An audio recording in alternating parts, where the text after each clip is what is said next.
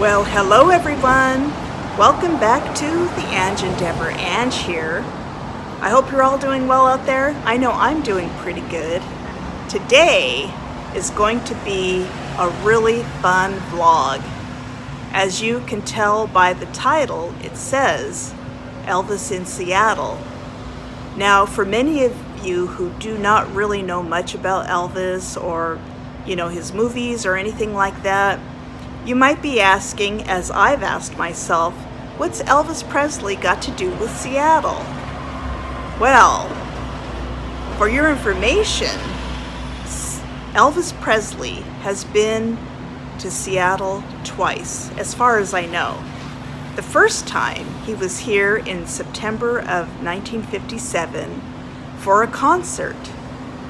The second time he was here was literally almost 5 years later, on September 5th of 1962, for the filming of the movie called It Happened at the World's Fair.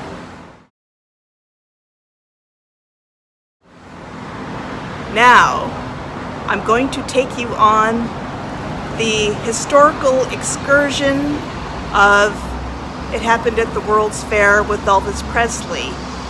And it really, I just wanted to say this, what I found amazing, because I just watched the movie last night. I wanted to make sure that, I saw all of the places where they filmed and everything. First of all, I have to say it's an adorable movie. It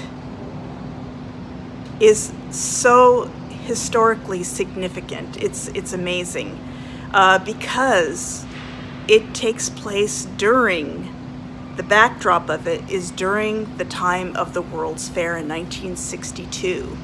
And it was actually originally, it was called Century 21 Exposition of 1962. But most people know it as the World's Fair. And it just, when I watched the movie, I was like really just blown away, just at how Seattle looked then and what was going on at that time. And it was really an amazing piece of Seattle and Elvis history.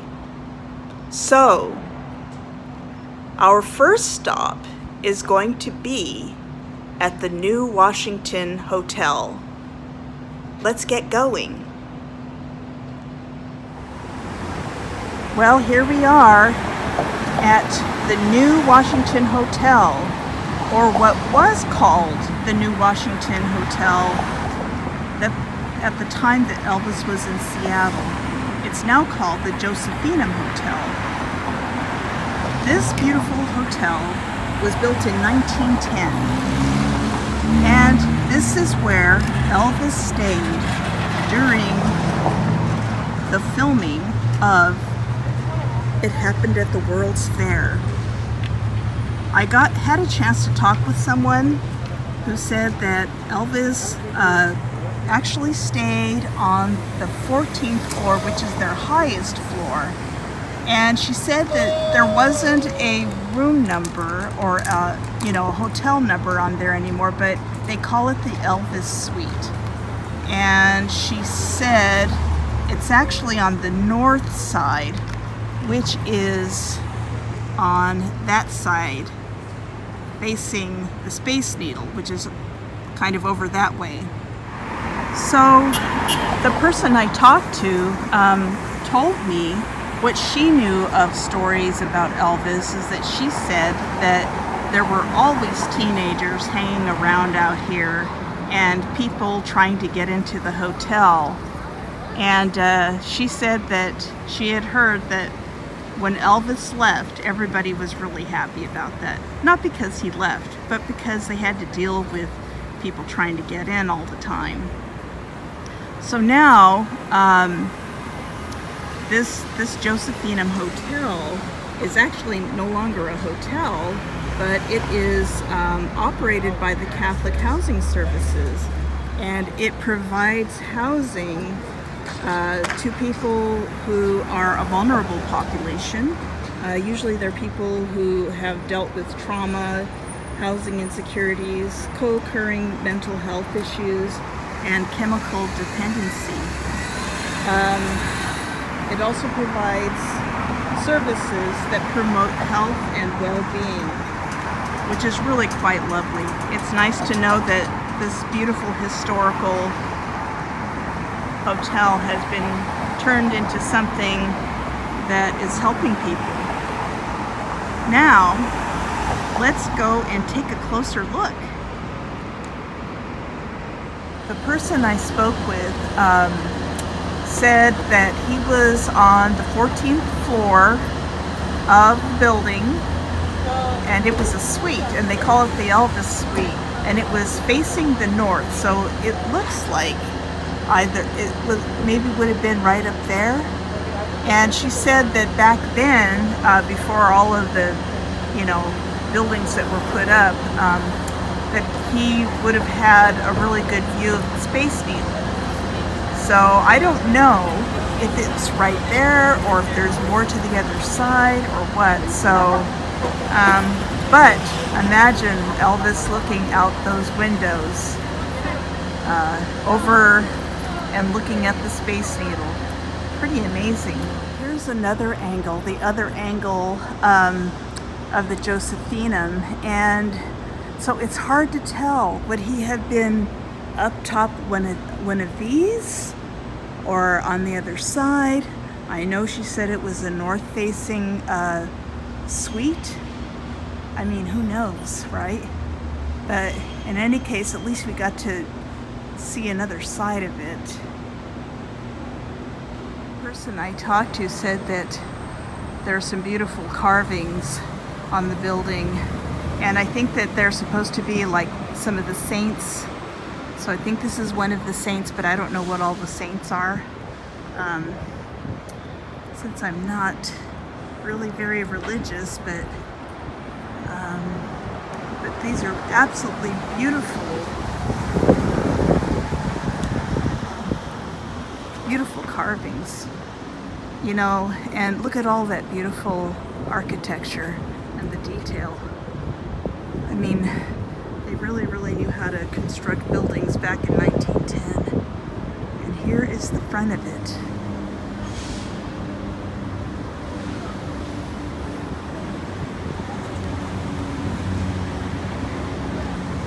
Here is another very beautiful statue or a carving.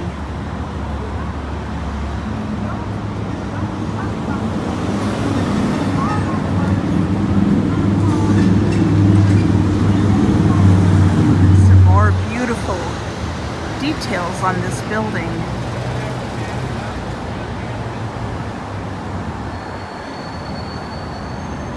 It's really quite amazing.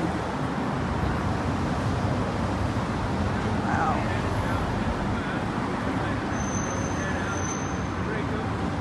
The person I spoke with said that this statue here is of a homeless Jesus, and I think it's a profound piece, actually. Now, I'm going to try and get a glimpse of the inside, but I want to be respectful of the residents here. She said, the person I spoke with told me that the building was on lockdown, so I can't go and film inside of the lobby, which is totally understandable. Entrance to what was once the Washington Hotel. Very beautiful. Imagine Elvis Presley walking down these halls. Pretty cool. So here's a view of the hotel from across the street. Pretty amazing, huh? Now, the person I talked to said that there isn't any placard or anything, no photographs of when Elvis stayed here. So it's one of those kind of not very known parts of Seattle history that he was even here at this hotel. So now our next venture is we are going to be heading over to the monorail. Now, what's really cool about the monorail is that Elvis's character, along with this really cute little girl, her name is Vicky Tiu, she played a character called Sue Lin, and Elvis befriends her, and as a favor to her uncle, Walter Ling, he takes her to the World Fair. So they hop on the monorail and head over to what is now the Seattle Center, but back then it was the World's Fair. Now, I called ahead of time and found out that the train we want is running today, and that train is the red train. That's the one that Elvis and little Vicky Tiu rode. And there usually are two trains. There's the blue one and the red one. So what the manager told me is right now they just are running one train, so they alternate. So today we just happen to be in luck and get to ride on the red train. So when I board, I don't know if there's going to be a bunch of people around me or not, but I am going to try and film the exact location where Elvis and young Vicky sat. It was the end facing the end. They were sitting at the end, which is north pointing, which is headed towards the Space Needle. And in the movie, they are sitting with their backs towards, while the train is moving with their backs heading towards the Space Needle. And there's a reason for that.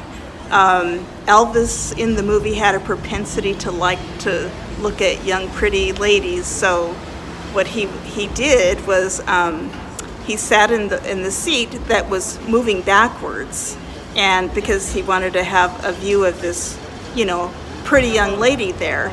And the Vicky Tiu character was saying, I think the view would be better if we were facing forward. And Elvis was like, well, I think the view is quite nice from here. Not verbatim, but that's what he was saying. Anyways, so when I go onto the train, I probably am not going to be talking a lot, but just going to be showing, because, you know, there'll probably be people there and everything. So anyways, let's go head on over and catch that monorail. All right, so this is where we catch the monorail, and as you can see, this here is Pine Street, and there's 5th Avenue. So it's between 5th and 4th on Pine, and I believe we go inside and catch the monorail. I guess, and lest we not forget our trusty mask.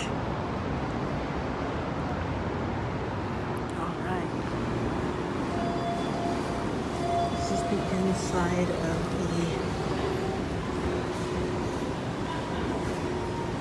the inside of the Westlake Center Mall.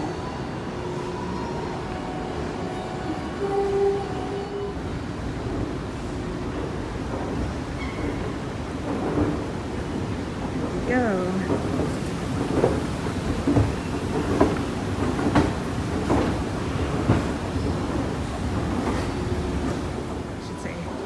Came off one escalator, ready to go up another escalator to the tippy top. Alright, let's head over, see how this works. I have my trusty Orca card. I don't see anyone in here. No one is in here. I might need this map though. There we go. Tickets for sale on the arriving train. Cashier on train. Let's see how this rolls. Should be here momentarily. Look at that. Monorail entrance.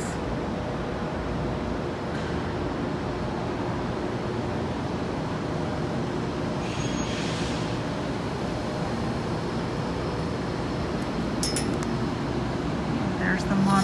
track. Should be coming from the north direction.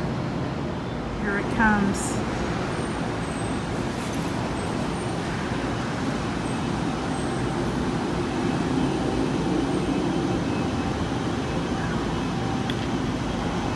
That is just amazing. Look at that beautiful historical train. And it's the red train. Amazing.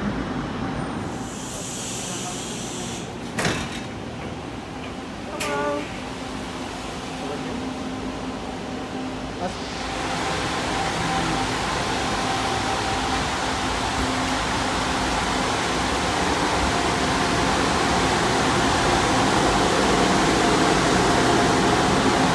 think this is where Elvis would have sat, right there.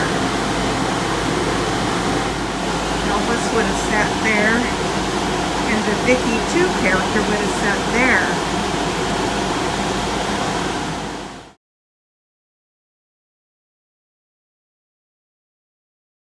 This is so exciting. Woohoo! Look at that. Hardly anyone on the train. I'm going to film as we go along. Many of these buildings are still here that were in the movie, and many are brand new, and many are gone.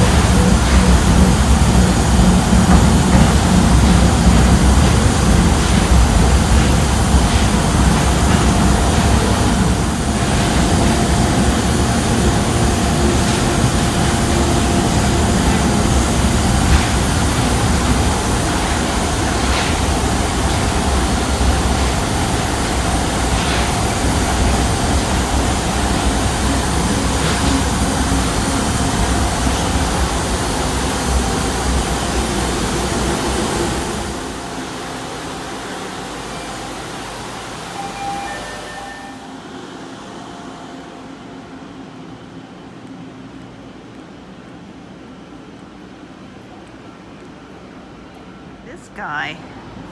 Wow. Super cool robot. Okay.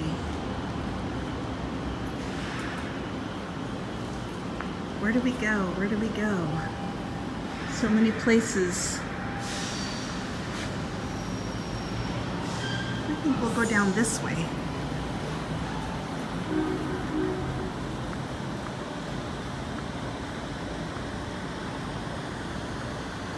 Oh, wow.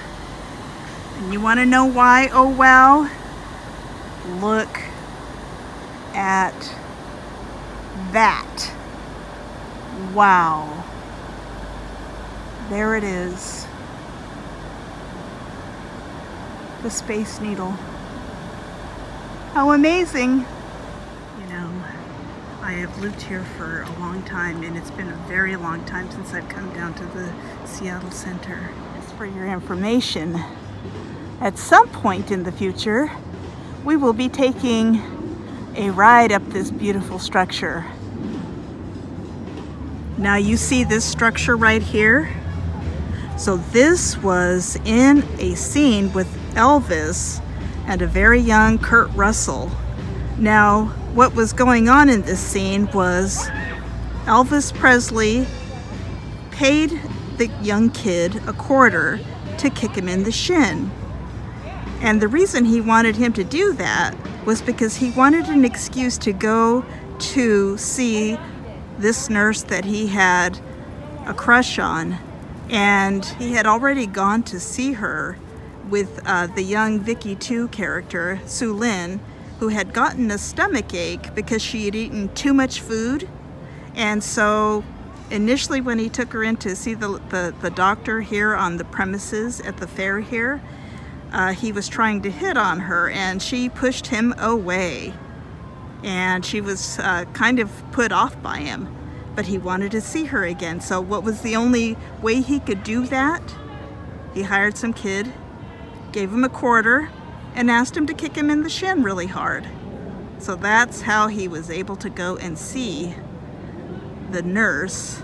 And I believe her name was Diane Warren. That's what the character's name was. Anyways, this is the place where that scene took place. Wow, look at this beautiful sculpture. It was created by an artist named Dan Corson, and it's entitled Sonic Bloom. Very, very amazing, and appropriate name too. So here is where another filming location is when Elvis is taking the young Su Lin, and they're standing and they're looking at a fountain. Now the fountain isn't going right now, and I'm not sure if this is the exact spot. I'll try to do as much of a matchup as I can, but you can kind of see that building in the background. I will put the picture here.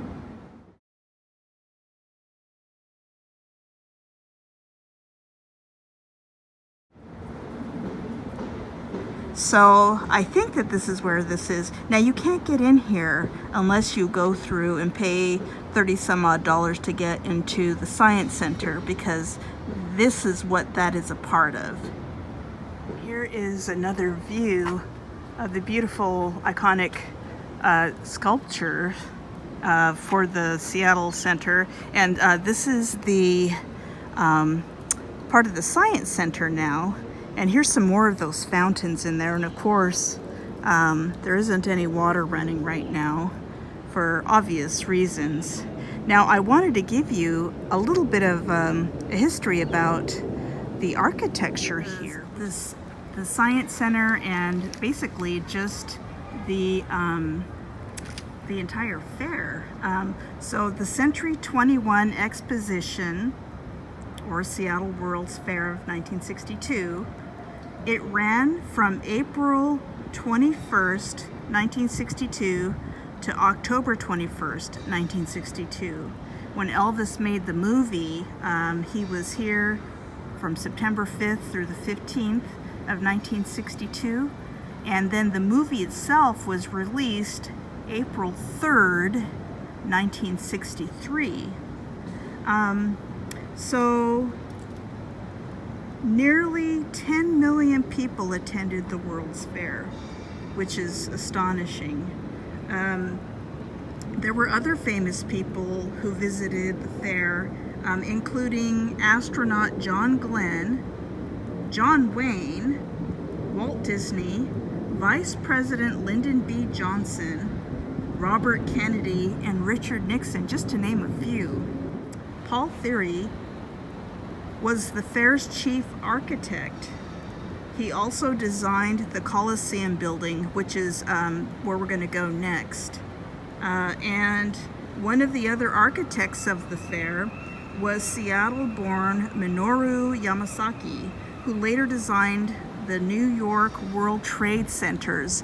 And if you look at the New York Trade Center, you will see that it's very similar in its the way it's designed. You'll see the similar patterns that it has that is shown here at the Seattle Science Center. Quite amazing. Look at that beautiful view of the Space Needle and part of the Seattle Science Center. Another thing I wanted to let you know is that the Space Needle itself was designed by Victor Steinbrueck and John Graham Jr., just to put a name to it. It's quite amazing. Doggone it, rats. There is what used to be the Seattle Coliseum, where the end of the movie was filmed.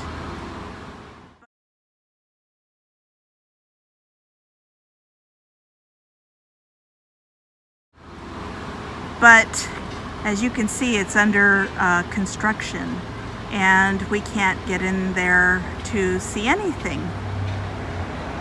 The Coliseum here later turned into the Key Arena. It was the Key Arena for many years. And then now it's called the Climate Pledge Arena, which I guess what they're doing is they are going to make it the most carbon-free sports arena in the United States, meaning they're going to make it a totally green building. So I guess that would be progress, you know, since this is part of the World's Fair and about the future is green. But anyways, when they finish this, we'll have to come back and vlog it. Wow, what an amazing day. I certainly hope that you enjoyed this vlog as much as I have. Amazing to see Seattle's history with Elvis. Anyways, that's it from me. I know we'll be seeing you again really soon. Have a fantastic rest of your day, everyone, and we will see you later. Bye. It was a long, cold winter. Hibernating in my cave. I could not feel my skin. For your love I was a slave. You said your last goodbye. You will no longer make me cry,